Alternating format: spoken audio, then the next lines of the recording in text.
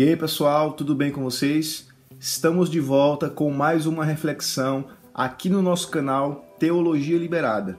E no vídeo de hoje nós abordaremos o tema da modernidade líquida e da teologia.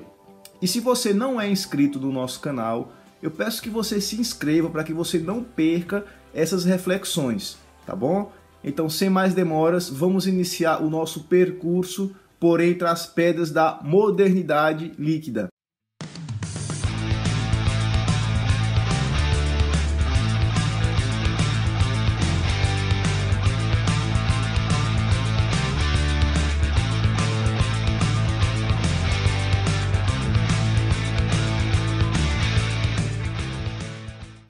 Iniciando este percurso, eu quero explicar para você por que esse vídeo será dividido em algumas partes.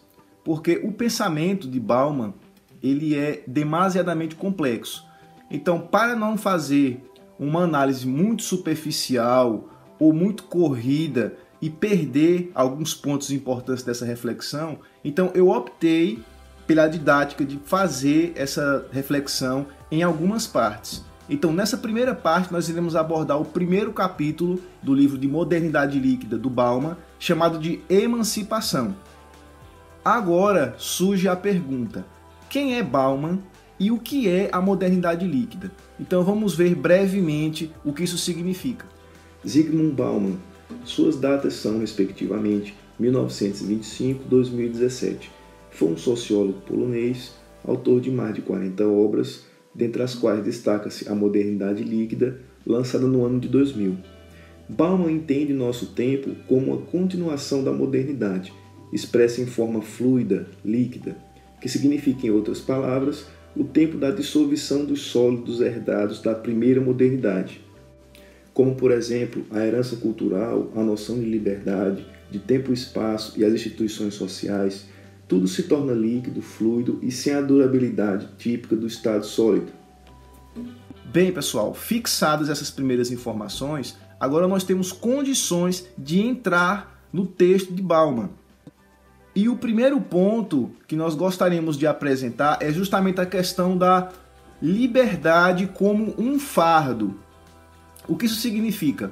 Bauman, ele apresenta uma sociedade que oferece muita liberdade. Contudo, essa mesma sociedade que oferece liberdade, ela mantém as correntes e limita a tua forma de agir e a tua forma de ser agente livre nessa sociedade.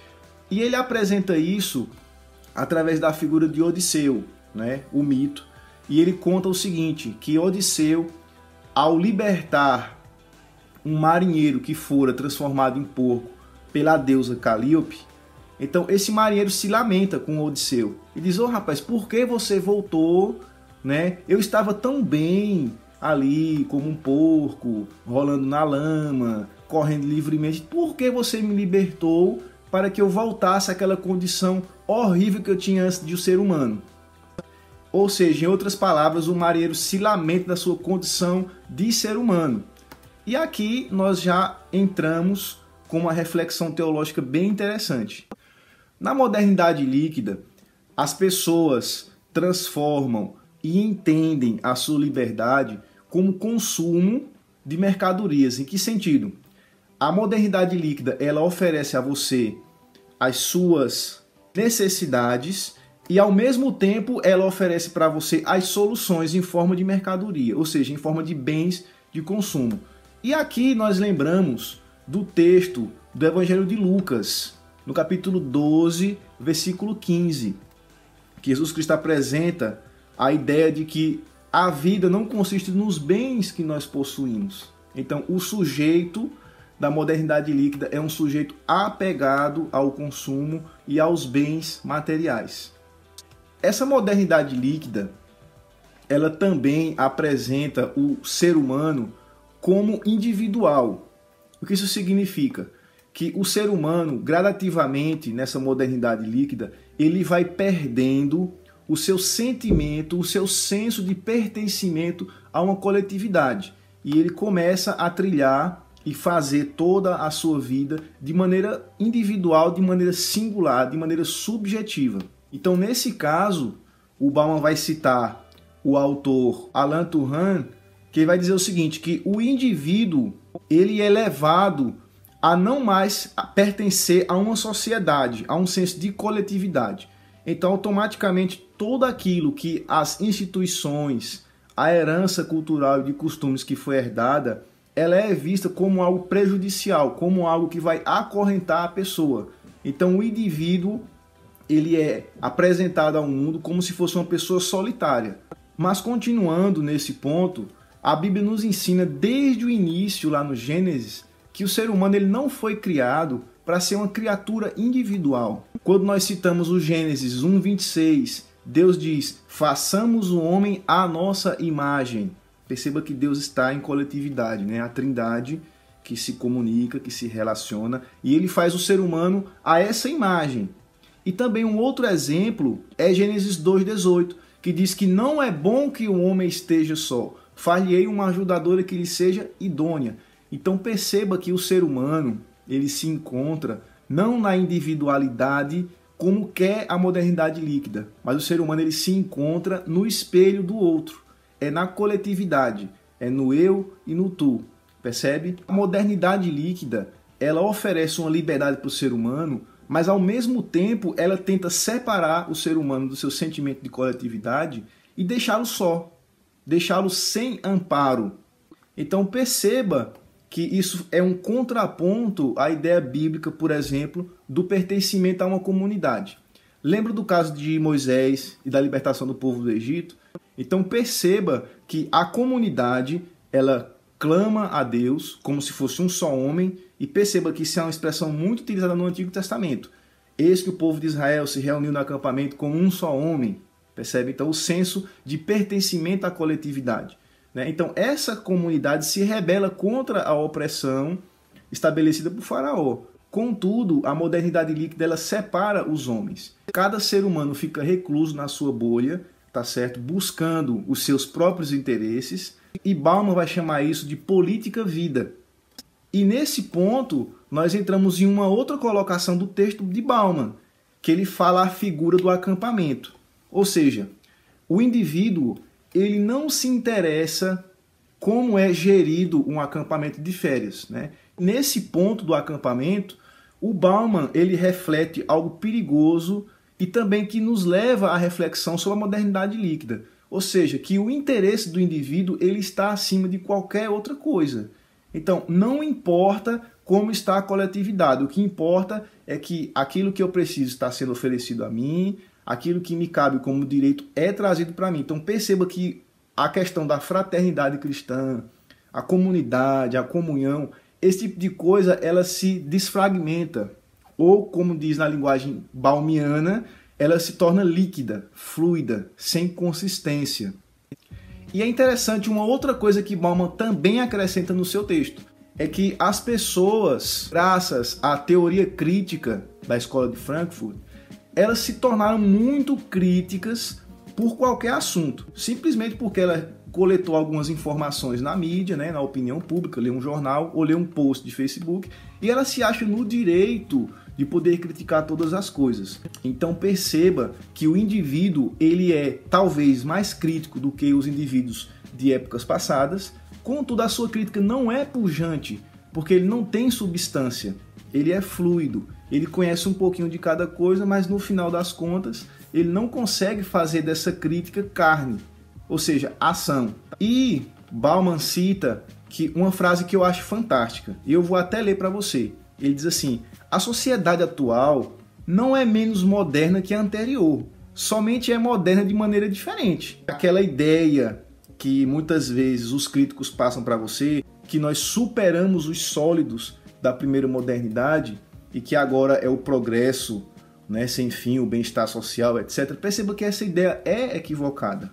Nós continuamos modernos, porém com novos recursos tecnológicos, com novas possibilidades. E nesse caso, Bauman fala o seguinte, que não é errado você analisar a época que você está vivendo, ou a nossa época, pelos seus medos. No pós-guerra, a sociedade adquire aquele medo contra o totalitarismo. Então, por exemplo, livros como o 1984, do Orwell, que vai trazer a figura do Big Brother, o grande irmão que tudo observa. Então perceba que a crítica da teoria crítica não é falsa, não é leviana. Contudo, conforme o texto baumiano, a teoria crítica ela analisou somente um lado da nossa modernidade, ou seja, a questão dos medos. Então a crítica ela precisa ser reformulada para que abranja também outros lados. E aqui nós temos um terreno fértil para a construção teológica, não é? Porque, lembrando que a teologia ela traz à memória aquilo que nos traz esperança e ela analisa os sinais dos tempos. O teólogo ele precisa abranger e dialogar com as questões sociais. Lógico que essas questões sociais não são o fim último da teologia, mas somente a questão do diálogo e da construção teológica, para fazer dessa construção teológica uma praxe, né? O viver em comunidade cristã. Aqui nós entramos em uma coisa chamada de ilusão moderna. O que isso significa? Que aquela ideia equivocada da primeira modernidade, de que através do planejamento, da administração, de você seguir modelos, né? Como por exemplo o modelo administrativo fordiano, então você consegue prever o futuro, onde você deve investir, etc. Contudo, na fluidez dos nossos dias, nessa questão da modernidade líquida, se percebe cada vez mais que o futuro é imprevisível. E o que é que recai sobre a vida do teólogo? É pensar, não é, num cristianismo como um cristianismo que ainda crê na dependência divina, tá certo? Então nós temos a nossa responsabilidade de planificar, conforme a parábola da torre, quando Jesus Cristo nos ensina. Então pensar, raciocinar, será que eu vou poder construir? Será que eu vou poder fazer? Será que eu vou ter dinheiro para fazer até o fim? Se eu optar por essa solução, o que é que vai acontecer? Então o futuro, conforme nós acreditamos, pertence a Deus. Então aqui nós temos que apresentar, diante do indivíduo da modernidade líquida, a dependência na provisão divina. Nesse caso, nós poderíamos citar também uma outra coisa que o Bauman fala, é que nos nossos dias, né, na modernidade líquida, o indivíduo ele está em combate com o cidadão.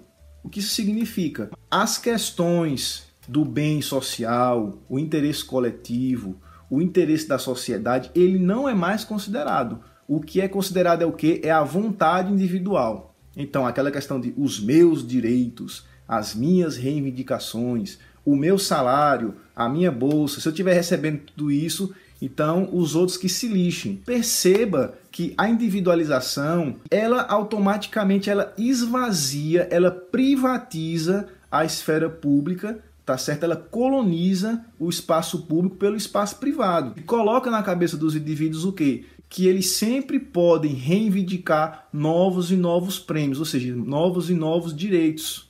Então, perceba que os papéis eles vão mudando. No texto de Bauman, ele vai falar da questão dos locais de reacomodação. Então, perceba que até algum tempo atrás, na primeira modernidade, a pessoa se formava em advocacia. O cara se tornava advogado e tal. Então, ele ia exercer sua profissão até o final da sua vida. Por quê? Porque aquelas pessoas que já trabalhavam como advogadas iriam se aposentar, iam ceder a vaga para ele, ele ia ocupar essa vaga e desenvolver esse papel social. Na modernidade líquida, o indivíduo ele precisa se refazer, precisa estar sempre se readaptando para poder acompanhar a fluidez da modernidade. Então, neste caso, perceba que o indivíduo ele bate de frente com modelos fixos, com tradicionalismo oferecido pela igreja. E essa é uma questão para se pensar. Note que o indivíduo ele não é verdadeiramente livre na sociedade líquida. A liberdade ela é como se fosse uma fatalidade. Então você é obrigado a ser crítico, você é obrigado a ser um indivíduo e arcar com as suas responsabilidades. Então, se você tem sucesso, parabéns para você. Mas se você fracassa, então toda a culpa recai sobre você. A culpa nunca é da instituição, a culpa nunca é da sociedade, a culpa sempre recai sobre você. Então o indivíduo ele é esmagado por essa opressão de responsabilidades. Então perceba que aqui a teologia tem que refletir o seguinte, que Cristo é aquele capaz de refazer, de fazer novas todas as coisas. percebe? Então isso é uma coisa muito interessante, tá certo? Da emancipação. Um outro ponto que nós já tocamos é a invasão do espaço público pelo interesse individual. Então, as reivindicações coletivas, elas são engavetadas e o interesse do indivíduo é colocado no espaço público. O que isso significa? É muito comum nos nossos dias nós encontrarmos políticos ou partidos políticos, né, ou alguns movimentos sociais que eles tentam colocar dentro da esfera pública os seus próprios interesses. Por exemplo, o povo não tem um interesse que um político receba sempre maiores e maiores salários, sempre mais verba de gabinete, sempre mais verba para o fundo partidário. Não, isso é um interesse do político. Então o político, quando coloca esse tipo de coisa na esfera pública, ele está colocando o interesse individual dele, prescindindo do interesse coletivo. Então perceba mais uma característica da modernidade líquida: o espaço público privatizado pelo interesse individual. E no cristianismo nós podemos encarar essa situação de forma muito clara. Por exemplo, na quantidade de divisões que ocorre dentro do cristianismo protestante. Então, cada esquina você encontra uma igreja. Por quê? Porque aquelas pessoas que estavam na igreja anteriormente, essas pessoas não estão mais sendo atendidas nos seus interesses individuais. Então, o que é que elas fazem? Racham a igreja, cada um vai para o seu lado e faz uma nova igreja, ou seja, atendendo não o bem da comunidade cristã, mas atendendo e satisfazendo seus próprios interesses individuais. Então é mais uma questão para a gente refletir da modernidade líquida. O Bauman, ele vai trazer uma figura interessante, que é a figura do reality show. Então, por exemplo, nós temos o Big Brother, aqui na Itália temos o Grande Fratello, etc. Então, qual é o interesse? O que é que mais chama a atenção para o reality show? É justamente você ver as mazelas individuais. Você quer saber uma coisa que gera interesse em todo mundo, joga a privacidade de uma pessoa pública na televisão, na internet. Rapidamente a coisa viraliza. Por quê? Porque no tempo da individualização, da modernidade líquida, o sujeito ele não consegue mais viver em coletividade, ele não consegue mais ter empatia pela situação do outro. E o Bauman também vai explicar o motivo disso daí. Porque a única coisa que gera coletividade nos nossos dias, que gera apoio, não é mais o bem comum, mas é a figura dos bodes expiatórios. Se você tem interesse sobre esse tema do bode expiatório, você pode ler, por exemplo, o trabalho do René Girard sobre isso, tá certo? E o que é essa figura? O bode expiatório é aquela pessoa que consegue convergir para si toda a atenção pública, não por coisas boas que ele faz, mas pelas coisas ruins, pelas suas mazelas. Então as pessoas se unem nesse reality show para apontar e através do ódio a essa figura pública, eles conseguem o ideal de dizer, aquele cara está fazendo isso, esse cara é um monstro, e etc.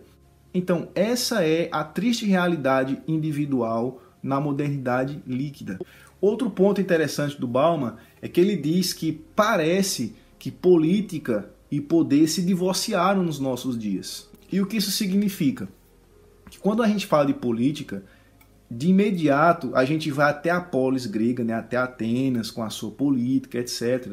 Não é que o pessoal se discutia para o interesse comum. Não. A política de hoje é um jogo de poder, ou seja, as pessoas querem o poder, as figuras políticas, para atender os seus interesses, o interesse do seu partido e de pequenos grupos, talvez empresariais ou sociais, que apoiam para que ele chegue até aquele cargo. Então a política de hoje, da modernidade líquida, é uma política de interesse no poder, pelo poder. Agora nós estamos já caminhando para o fim dessa reflexão. Perceba que o próprio Bauman ele vai apresentar a figura da caverna de Platão. Ou seja, as pessoas querem trazer a liberdade, os intelectuais no caso, para essas pessoas, para as pessoas se emanciparem. Só que as pessoas não querem, as pessoas não acreditam nisso. Por quê? Simplesmente as suas necessidades são criadas pela modernidade líquida e são também supridas através de mercadorias e bens. Então essa pessoa está completamente alheia e infelizmente ela age inocentemente na sua praxis de vida. E aqui nós entramos no nosso último ponto, que é a crítica da política vida. Os interesses individuais, eles invadiram a esfera pública. O que significa isso? A política hoje não é mais feita na esfera pública pelos interesses coletivos. A política ela é feita pelos interesses individuais e através de profissionais, de técnicos. Ou seja, um político hoje ele precisa somente ter um pouco de carisma. Então, se ele for carismático, se ele conseguir convergir para si opiniões contrárias, então esse cara é o cara, ótimo. Então, ele é a figura política que tem que nos representar. Ou seja, somente pelo carisma, não pela sua capacidade, se pelo seu interesse comum. E essa política é feita por quem? Por intérpretes, por assessores, por técnicos. Então, essa pessoa produz tudo, coloca na mão do político e o político somente vai colocar isso na mídia, na opinião pública. Perceba que o desafio da modernidade líquida, de emancipação, resumidamente, é voltar a coletivizar os interesses dos seres humanos. Então, nesse ponto, a teologia tem muito a oferecer, pensando na figura da igreja como corpo de Cristo. Eis o desafio da emancipação dos nossos dias. A igreja ela pode se unir em projetos que atendam aos interesses coletivos, como, por exemplo, creches, escolas, cursos profissionalizantes, aulas de reforço. São pequenas medidas, mas medidas que podem atender um interesse comum. Pessoal, chegamos ao final de mais uma reflexão. Se vocês gostaram, deixe o seu like, compartilha e na próxima semana nós estaremos de volta com mais uma parte da reflexão sobre modernidade e a teologia. Até a próxima!